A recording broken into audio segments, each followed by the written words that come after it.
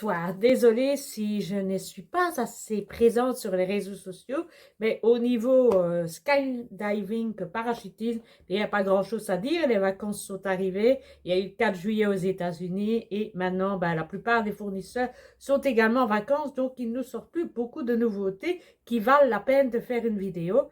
Et donc j'ai attendu un petit peu pour prendre la parole et me revoici. Alors, il y a du nouveau et c'est encore du côté de Parasport qu'il y a des nouveautés.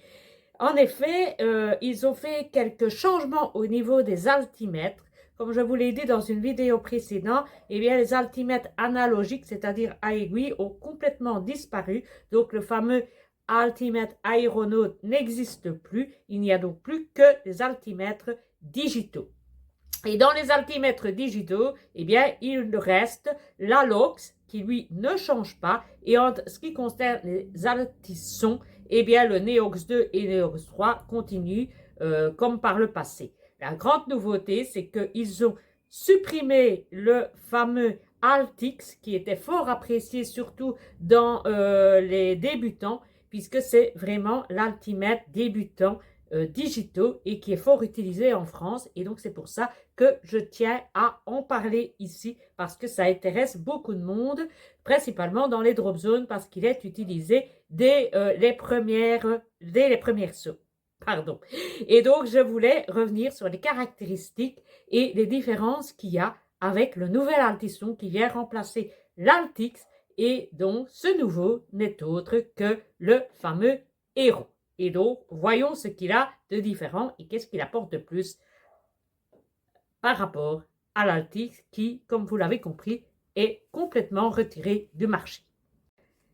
Alors, la première différence, eh bien, que vous constaterez tout de suite, eh bien, c'est que le fameux altimètre Héros, eh bien, il n'est plus un altimètre avec support main, mais il n'est plus que sous la forme d'un altimètre avec support poignet et qui garde évidemment la même configuration que l'ancien Altix. Il est toujours sous la forme d'une montre et ce qui permet d'avoir un design qui est plus agréable aux yeux, qui est plus confortable, qui reste léger et qui a un format qui est mince.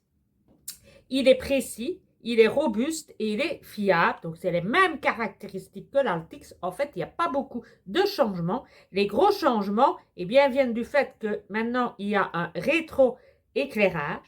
Ce ne sont plus des piles comme par le passé CR 2450, mais une pile qu'on trouve communément dans le marché, qui est une pile AAA, qui est commune et que l'on peut facilement trouver dans tous les commerces. Et donc, c'est beaucoup plus facile que par le passé avec ces fameuses piles rondes 2450 qui étaient très difficiles à trouver.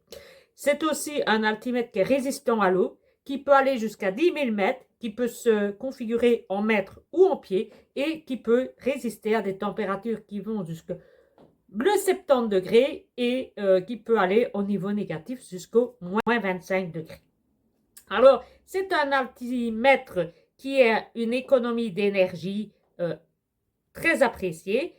Il a également, comme l'Altix l'avait, une fonction horloge et une fonction entraînement éducatif, puisqu'on permet de simuler la chute libre, le réglage et aussi les altimètres de sortie et d'ouverture. Ça permet ainsi de faire répéter l'élève avant son saut et de pouvoir l'initier à l'utilisation d'un altimètre digital et c'est ce qui est d'ailleurs très apprécié par les drop zones français parce que ça permet de commencer très tôt avec des altimètres digitaux et qui sont adaptés à l'apprentissage des premiers sauts en parachute.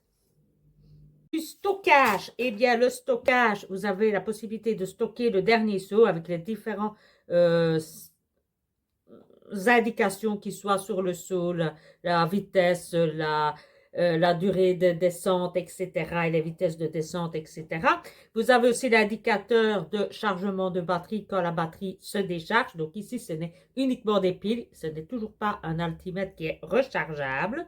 Alors, il est auto-calibrable, donc il n'y a pas besoin de le calibrer, se calibre tout seul et vous avez néanmoins la possibilité de le faire de manière manuelle si vous voulez modifier le calibrage. Il y a aussi la possibilité d'avoir comme précision le décalage de la zone de largage qui peut être réglé jusqu'à 1500 mètres et aussi des possibilités de réglage par rapport au fameux aéroport. Alors, oui, j'ai oublié de dire aussi, cet altimètre est en composition métallique et donc solide. Il est petit, mais il est légèrement plus grand que l'Altix. L'Altix était de 50 fois 15. Ici, on est 58 fois 15, mais ça reste quand même un altimètre qui est relativement petit, facile, léger et peu encombrant, et qui a évidemment la fonction horloge et qui est très apprécié par beaucoup de parachutistes. Ce qu'on apprécie par la composition de cet altimètre, c'est sa facilité d'utilisation et son côté apprentissage qui n'existe sur aucun autre altimètre digital, et donc c'est pour cette raison qu'il est d'ailleurs très apprécié, et c'est donc un altimètre à privilégier si vous démarrez dans le monde du parachutisme. Eh bien, lorsque vous pourrez en Belgique utiliser un altimètre digital, eh bien, si vous voulez commencer doucement et avec facilité, avec un altimètre qui coûte pas trop cher, bien que ici le prix a quand même fortement augmenté par rapport à l'Altix. L'Altix était inférieur aux 200 €. Ici, on va quand même se situer proche des 300 €. Donc, il commence quand même à rattraper finalement le Larsen & Brusgard, puisque c'est toujours aux environs des 300 €. Mais il y a des différences. C'est un altimètre qui est à privilégier en début d'apprentissage de parachutisme. Si vous êtes déjà un parachutiste chevronné, et bien là, vous devrez vous tourner vers l'Aloc si vous voulez rester chez Parasport, ou vous tourner vers d'autres spécimens,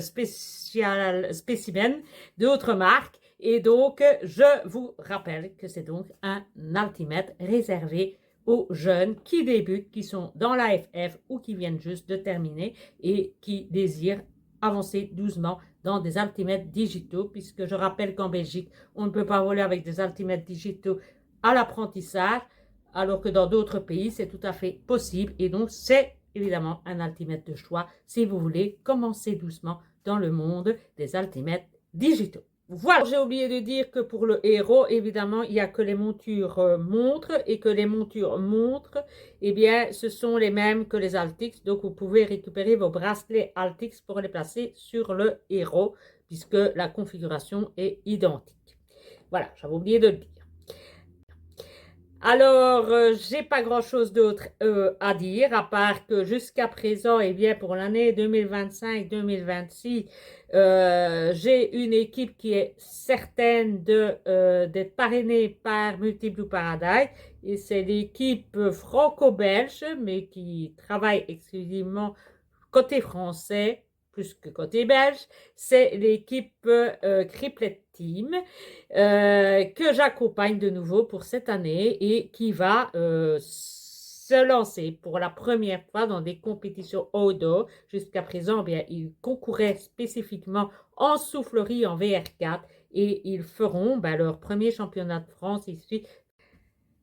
Alors, deuxième nouvelle, eh bien, c'est que pour l'instant, Parasport va être en congé dès le 1er août jusqu'au 30 août. Donc, on continue à prendre les commandes, mais les fabrications ne démarreront qu'au mois de septembre. Donc, je vous rappelle, j'ai quand même en stock chez moi quelques combinaisons Parasport. J'ai aussi des ZX de stock, et j'ai également des Fairwind XP, donc casque ouvert, qui sont également en stock. Il y en a en médium, large et extra large. Le large et l'extra large viennent d'être envoyés en express, puisque je me trouve à court, puisque bizarrement, eh bien, pour l'instant, eh bien, Parasport retrouve le vent en poupe un peu partout en Belgique, puisque apparemment, on revient assez bien à me demander du Parasport, et donc j'ai été un peu prise au dépourvu, et je me retrouve sans stock pour le moment, mais ça devrait rentrer dans le courant de la semaine, puisque ils m'ont fait passer en priorité pour que je puisse en rentrer. Surtout que, comme je vous l'ai dit dans une vidéo précédente, je deviens la seule dealeuse en Wallonie pour Parasport et nous avons un collègue qui fait côté flamand. Et donc, nous voilà à 2 pour toute la Belgique. Je rappelle également, puisqu'on est dans les congés, que Tonfly prend généralement aussi ses congés au mois d'août.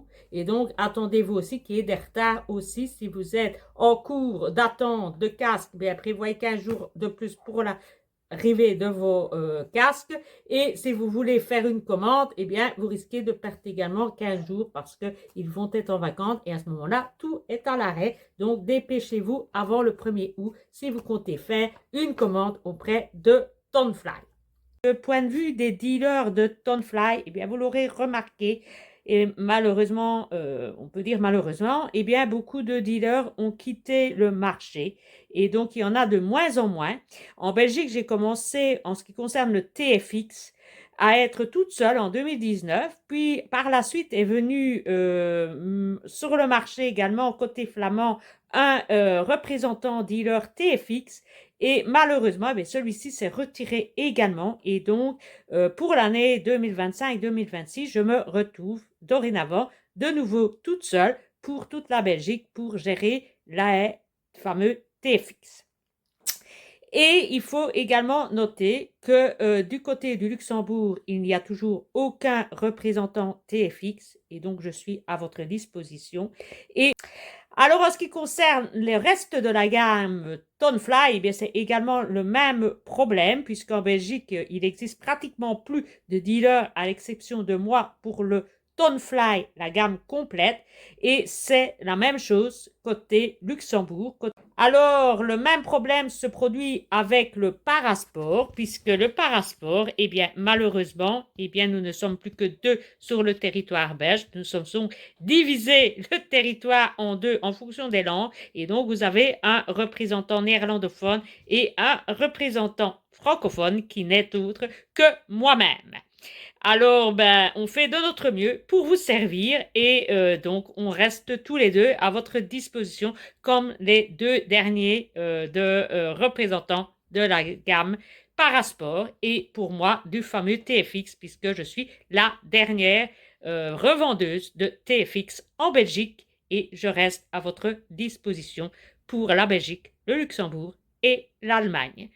Et bien sûr, pour mes amis français, je suis toujours à votre service, même s'il existe de très nombreux représentants TFX et pour le reste de la gamme Tonfly également. Mais je sais que beaucoup de Français viennent vers moi et donc c'est avec grand plaisir que je vous accueillerai et que je répondrai à vos questions et que je vous fournirai le meilleur service que je peux vous donner.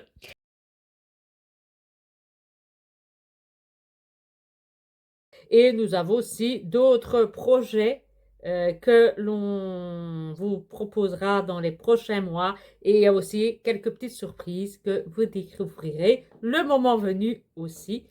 On prépare ça activement et on vous donnera les nouvelles le moment venu.